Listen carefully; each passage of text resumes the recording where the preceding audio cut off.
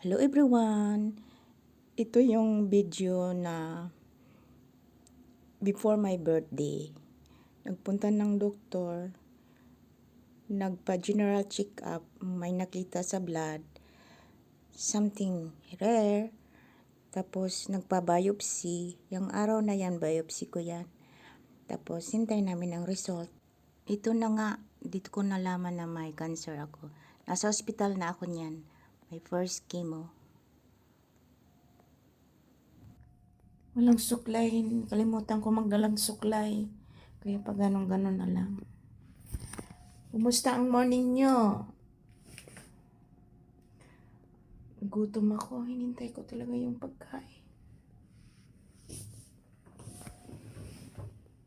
Hinintay ko yung pagkain darating. Nakapagbihis na ako. Nakapaglinis na lahat. Hindi ko alam kung ano yan. Yan na lang. Ngul-ngul. Oh. Hindi ko pa rin ma-explain kung ano yung English ang ngul-ngul. Walang lumabas sa Google. Kaya sabi ko na lang ngul-ngul. Nag-reaction na lang yung mukha ko ng ngul-ngul. Yung ngul-ngul.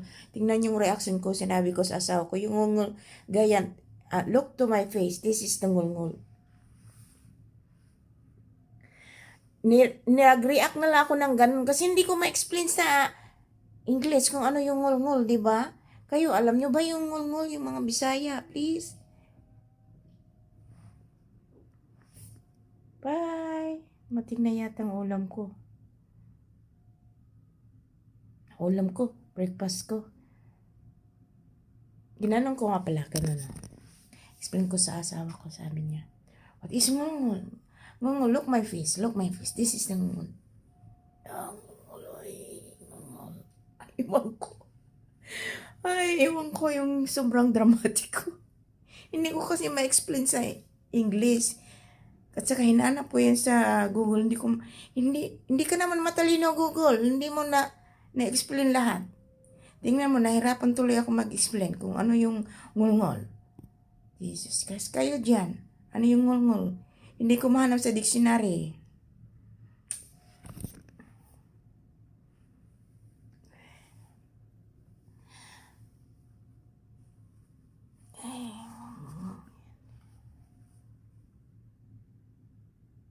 Thank you for watching. Mga anak, mga pamangkin, share nyo na lang tong video, okay?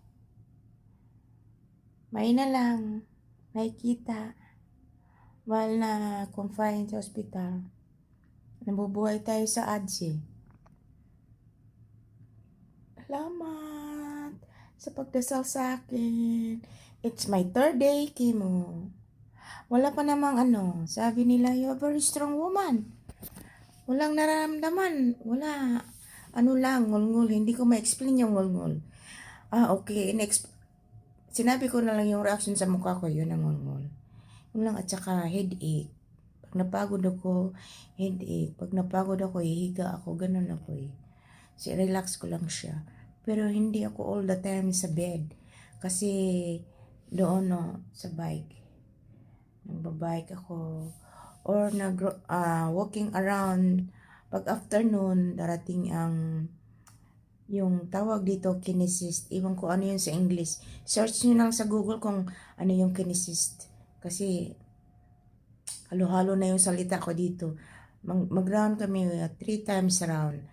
Itong area dito na puro talaga cancer patient. Babus! Bye-bye! Share lang. Gusto ko lang ma-share yung video ko.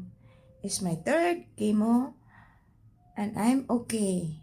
Medyo masakit lang ang ulo. Always pagod. And always gutom. Kasi bitin ako sa pagkain. Bye-bye!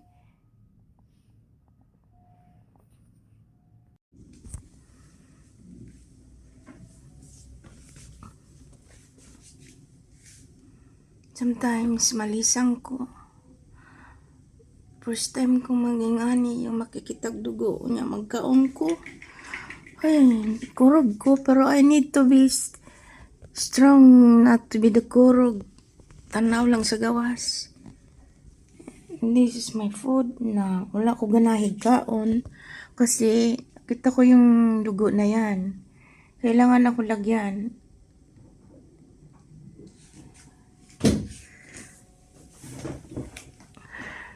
Diba? Kakaano? Yan ang ang ganap for today. Lagyan ako ng blood. May siyadong mahina.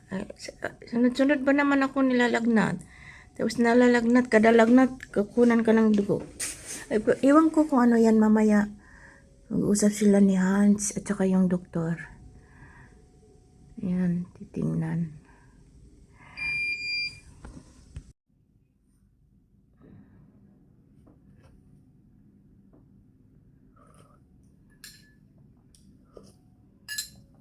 Init ka kong ulo. Init ka kong lawas. Misturya ko, init kayo. At akong naaping po, init.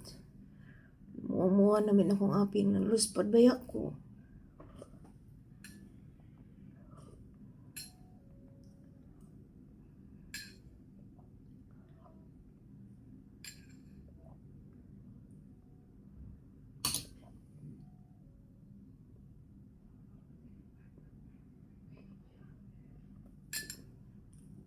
Init.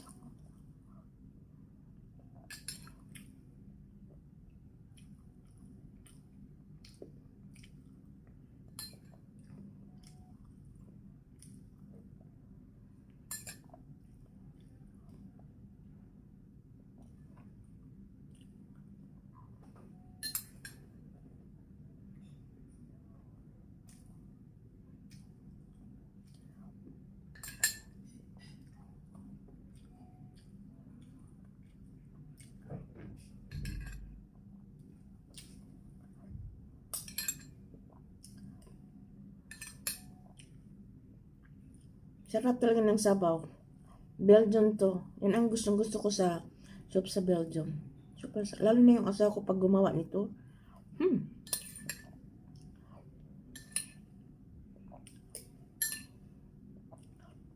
Hindi pa.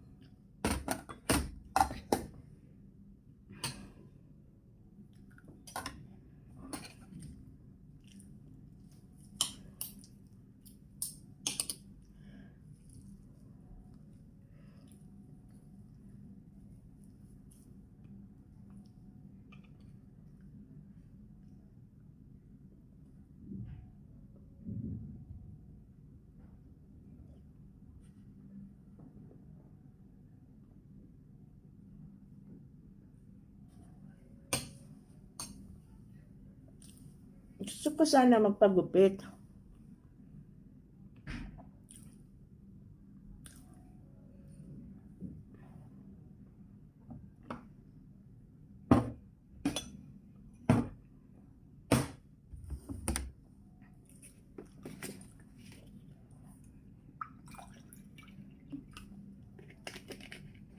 Baka madumihan yung paggupitan ako ba madumihan yung mga dapat hindi dumihan.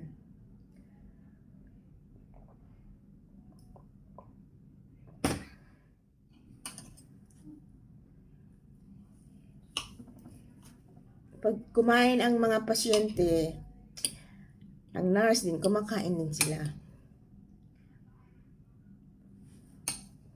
Ang kwarto ko, kitchen ng mga nurse. Kaya, hindi talaga, pag may pagpainit, hindi na talaga kasi bawal ang mga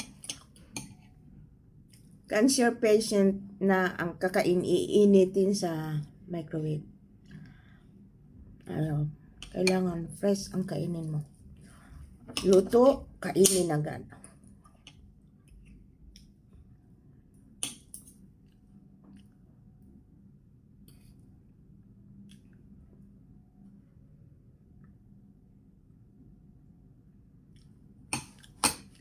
Andiyan pa naman yung buhok ko. pa naman na ano. Pero sa bed ko, ang dami nila. Dito yan siguro mag-umpisa sa likod, no? Pag gusto ko magpagupit lang. Kapagod sa mata. Ang hirap kumain. Masakit yung dila mo ba?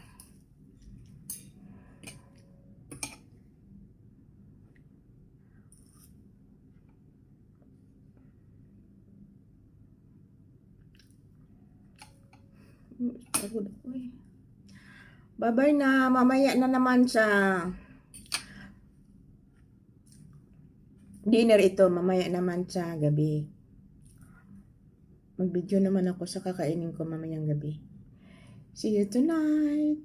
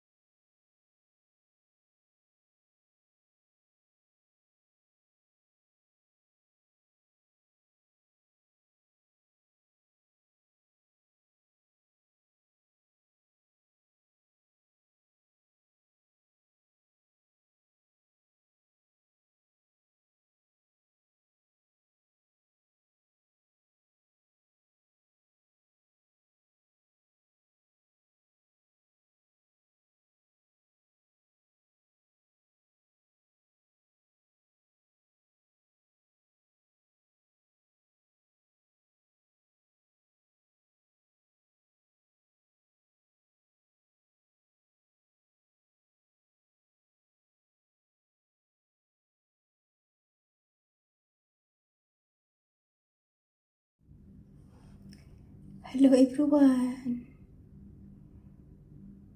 Today is my 1 month in hospital. And I little bit begins survivor. I am survivor. This is the beginning. Kain tayo. Oh, warm. Warm.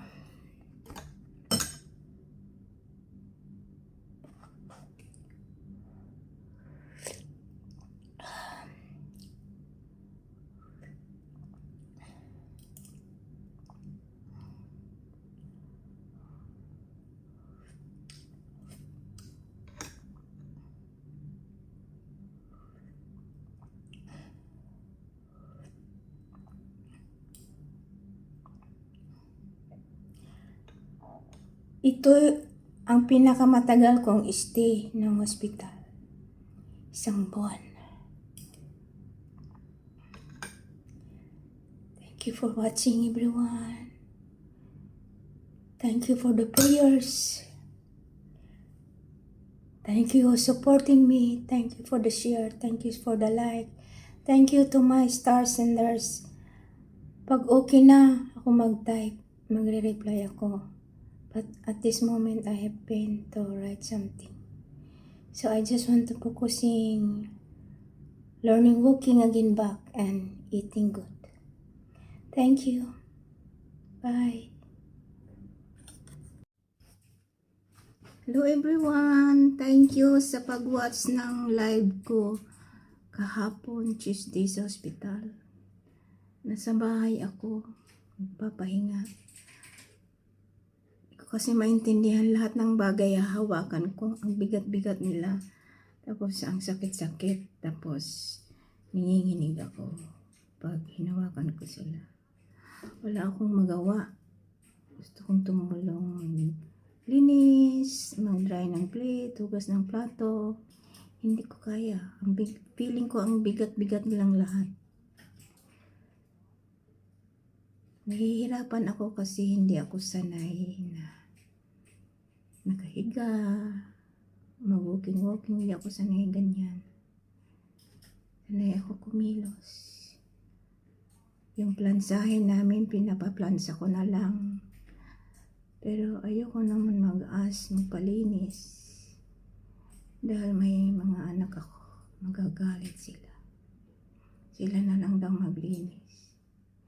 Hindi naman na perfect yung gawa nila, pero wala tayong magawa. Kailangan ko mag-rest. Hinihingal ako, kaya kapusin ako ng hininga. Pagdami kong ginagawa. Ay, ang hirap nito. Pero, laban lang. Kahit nahirapan na sa kalisod. And is it fun? Ito yung kalamansi ko. Daming bunga. Nee, ko lang.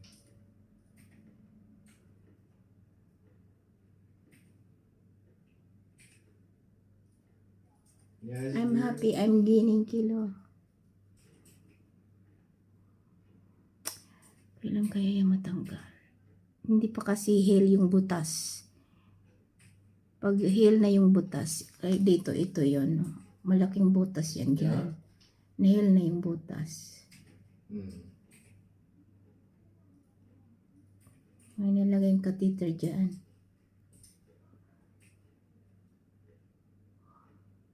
Nag-iba yung ano ko, oh. Yung liig ko. Meron silang inano din dyan, binatasan, oh. Ano ba yun? Nakatakot ba? Natatakot ako. Fight lang ng fight. Hindi pa ako, akala ng mga tao nakauwi ako, okay ako. Hindi, pinapauwi lang ako to have to another environment kung anong mangyari. Kaya nga every week ako punta ng hospital, tinitingnan. Wait, hindi naman okay. Kasi dinagdagan ako ng dugo, yung puti at saka pula.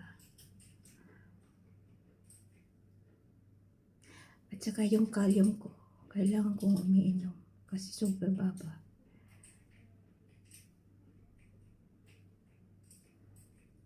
Dami kong gamot. Yung gamot, pag hindi ka kumakain, kinukurot ang tiyan mo.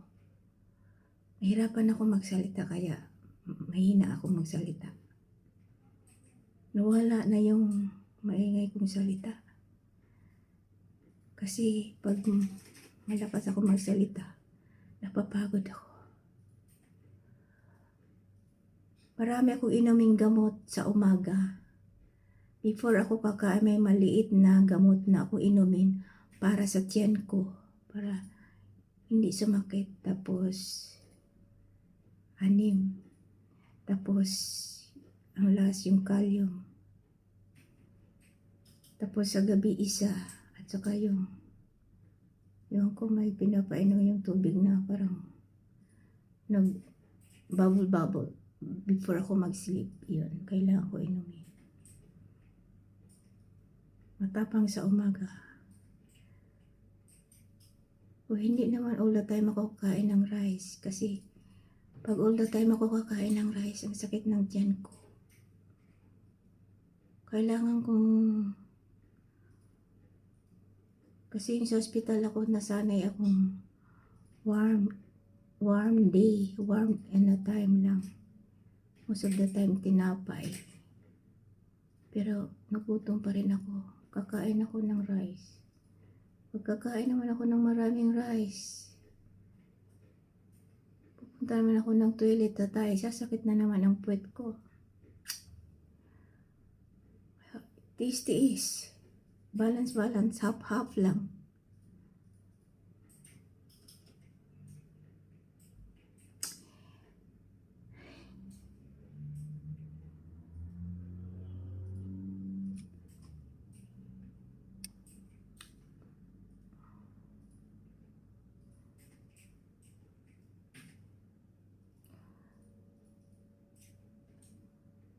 Hair ko. Hospital lang nag-cut niyan. Sana huwag kayong magsawa mag-support.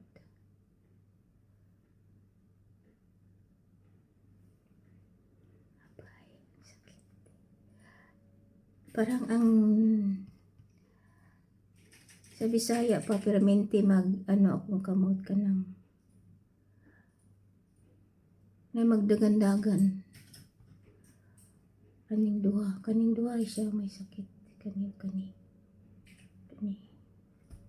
Murag na imi kasi dagandagan. Strict na sa doktor. Ayaw man siya anak niya sa doktor. Gikungkuhan niya. Sabi niya, pakasakit mo. So, tingnan natin next week. Kung ganyan pa rin ang sakit.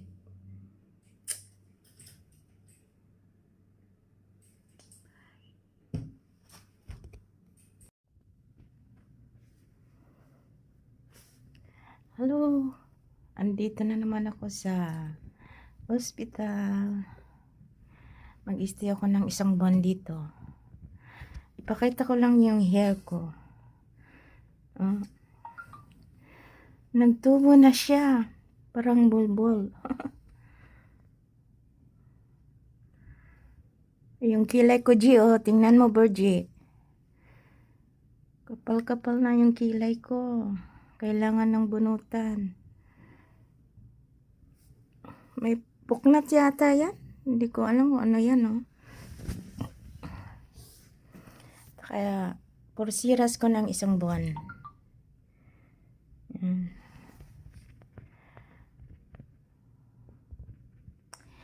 Nag-intay kasi kami ng kwarto ko. Dito muna ako nilagay for a while. Kasi puno-puno ng pasyente.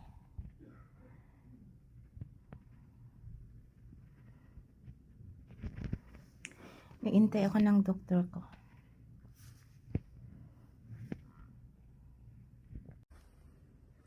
Hi, hello, good evening. Nagising ako sa nurse kasi nilalagnat na naman ako. Nahirapan huminga. Kasi nga may butik yung heart. Kinuna naman ako ng dugo dito. Sana dito. Kuha sila ng dugo. Tapos yung gamot. Hintayin ko para ilagay mamaya. I hope yung antibiotics hindi ako mag-allergy. Nahihirapan ako. Takot ako matulog. Kasi nga, nahihirapan ako huminga.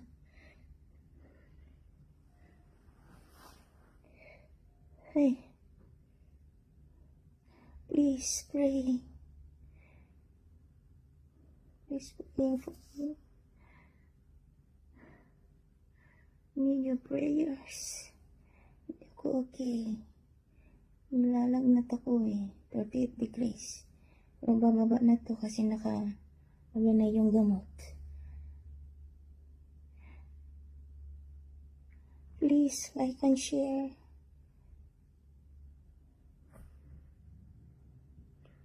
I love you mga anak.